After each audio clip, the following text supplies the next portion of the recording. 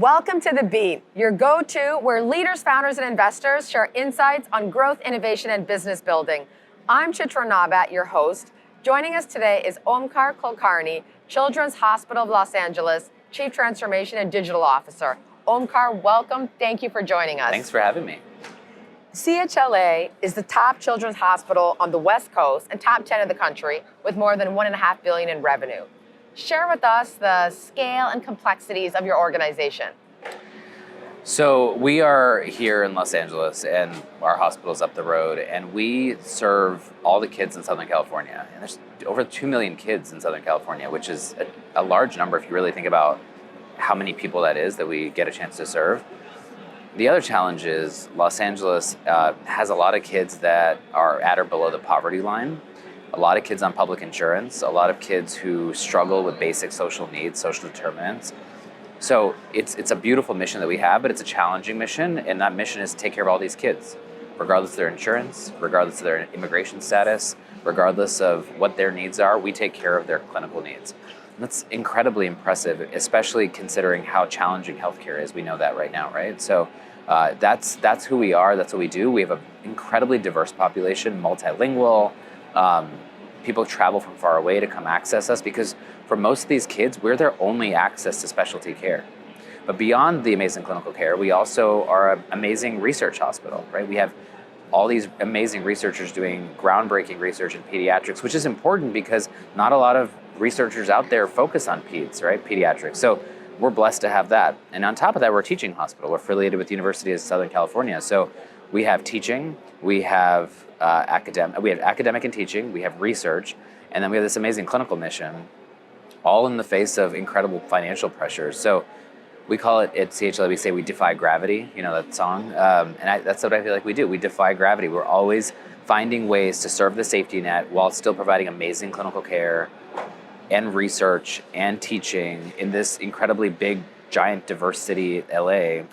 It's a cool organization to work for. So on that defy gravity, yeah, and on the financial pressure, yeah, bring to life for us what that feels like in terms of the pressure on operations, yeah, the pressure on economics, and how you problem solve for that. Yeah, it's a daily thing, right? It's a daily challenge because much like every other health system in the country, we have challenges around our labor pool in terms of our staffing, making sure that we recruit the best talent, that we retain the best talent in a world where, labor costs are rising. So we've got to manage that. We've got to think about how we can be creative around getting that best talent and finding ways to leverage technology or innovation to ensure that talent is happy, engaged, productive, motivated to work every day and stay with us, right? So that's a really big part of it.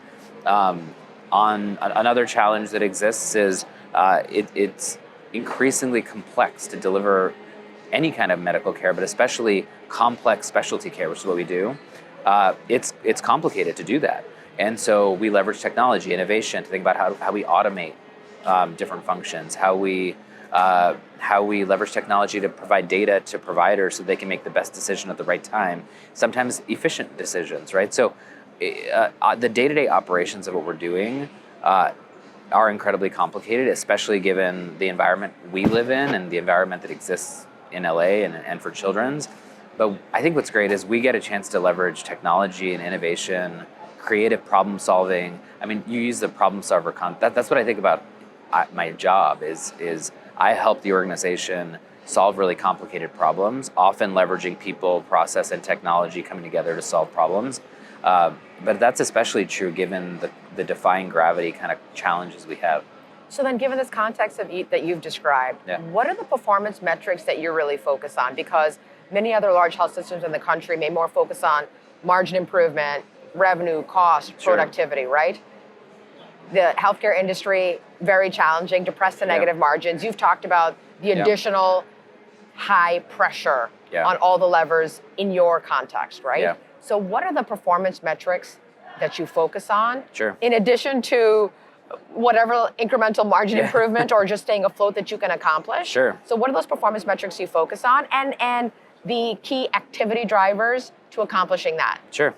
So margin which is obviously a sum of revenue and your expense management is crucial, right? Where we have to make sure from a business perspective we are responsible and stewards of the resources we have. But broader than that, which is what's great about CHLA, is we're focused on important outcomes that we strive for, or KPIs we strive for, while managing those margin realities, right? So we're focused on access. We want to make sure that we are ensuring that patients who live in this city, in this Southern California region, who need care, that we can see them, and that we can see them in a timely manner. So timely access, incredibly important to us. Clinical outcomes, right? We want to make sure that these kids that are coming to us for all kinds of needs, whether it's pediatric needs all the way to really specialty needs like cancer, heart, orthopedic, neurosciences, all these specialty service lines that we have, how can we ensure that these patients are getting the best outcomes, clinical outcomes?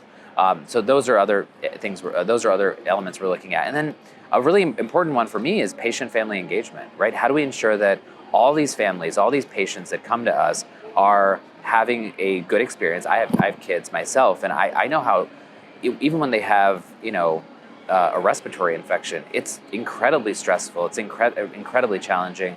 Some of these families have kids with incredibly complex needs. How do we make sure those families are cared for, they have a positive experience, they get the information they need, and more than that they're engaged throughout the process, so that as we are providing and connecting with them to help their kids stay healthy, that we have those right engagement metrics in play.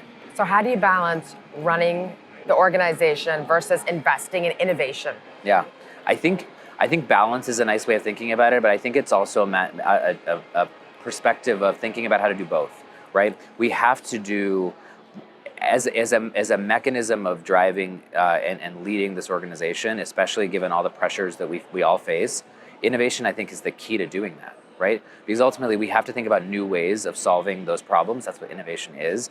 And by solving those problems using creative new solutions, many of which are found here or elsewhere, that's how we're going to find ways to continue to deliver this exceptional care while realizing that the costs are challenging and the margins are challenging. And so the way to do that is to identify really big problems that we have, and we start with discovery. We identify what the problems are, we dig in and we figure out, okay, what's contributing to these problems? Who are all the key stakeholders? Who are the end users, the consumers, the people that are actually impacted by this problem? What are they saying the problem is, right? We dive deep into the needs of the people that are being impacted by these problems, whether they're people that wear a badge, meaning doctors, nurses, staff, or patients, families. Maybe it's vendors, maybe it's whoever it is that's involved in that problem. And we interview them, we talk to them, we understand what those issues and needs are, and then we problem solve, ideally including them, and figure out, okay, what are the solutions here that exist? And I go back to people, process, technology. That's the trifecta we always aim for. It's not just the technology, it's also what are the processes we need to change, implement, or introduce that are going to ensure that the technology that is being introduced is effective. And then how do we win the hearts and minds of people, right? Because ultimately, change is difficult, whether that's change for a parent, change for a doctor, change for a staff member. We need to make sure that the people element is considered as well. So we then put it all together, of course, pilot, test, iterate, that whole process, but that's really how you do it, right? Ultimately, that's what innovation is, if you boil it down, is problem solving. And the approach I use is really human-centric. We're trying to figure out what end users need and want. Where are you using AI at scale, and specific examples and outcomes? Yeah, so we've got AI powering robots that are delivering medications to patient rooms. So, taking medications, navigating it around the hospital through a robot, delivering it to a patient room. We've got AI that's helping us predict no-shows so that we can, better ensure that patients who need care and need access to it can get care. We've got AI live in our emergency department right now. When patients are coming in and families want to know how long they're going to wait, our AI uses data and predicts exactly how long, based on that patient's need and that patient's clinical acuity, how long it's going to take them to kind of go through the ER process, creating transparency around that. We've got AI listening to a conversation between a provider and a patient and taking that information and converting it into, using generative AI, a note that the provider can review and edit and put in there. So all different things that I think we're finding important outcomes so far.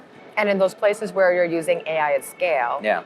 translate that to the impact on outcomes, Yeah. whether it's the access that you talked about earlier, which is Right. critical, the economics. Yeah, so we're seeing for the robot, for example, time saved, right? Time saved for a pharmacy technician who previously was walking around the hospital delivering medications, or a nurse who was walking to the pharmacy to pick up medication. That time is now spent by the nurse and the tech doing work that is better aligned with their skill set, preparing medications, being with the family at the bedside. So we're talking about hours and hours and hours saved. We've quantified in the past year and a half how much time we've saved, how many steps we've saved, which is another indication of employee retention and wellness. So that's one example.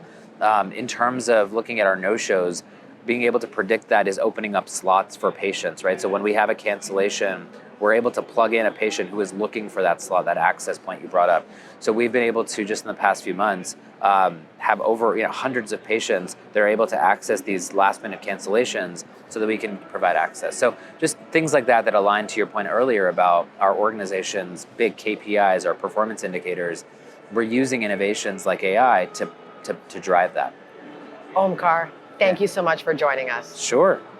You're welcome. Thank you.